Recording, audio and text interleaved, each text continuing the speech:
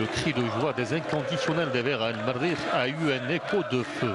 Les fournées des inconditionnels des Verts arborant l'emblème national convergèrent vers le centre d'Alger qui fut ainsi pris d'assaut par une masse révigorée, par une joie qui revient enfin dans la capitale grâce aux guerriers du désert après une visite footballistique de près de 20 ans.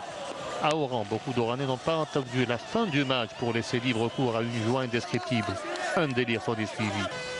Sitôt la qualification pour le Mondial 2010 acquise, femmes, enfants, vieux, jeunes sont tous sortis fêter dans une grande liesse, à la limite de la folie, le grand exploit des Fennecs.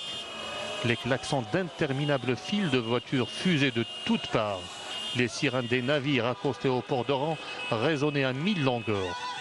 Au sud du pays, Béchar, Ouargla et Tindouf ont fêté l'événement dans une liesse totale. Des marées humaines ont convergé au centre et dans les principales artères de la ville pour laisser éclater une joie indescriptible.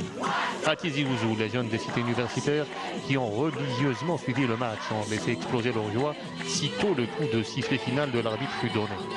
Avec des you-you, des chants et des danses, les résidents ont manifesté leur joie jusqu'à une heure tardive de la soirée.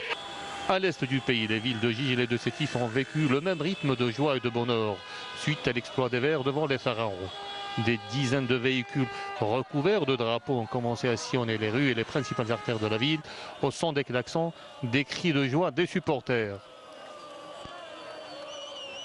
La victoire des Verts et la qualification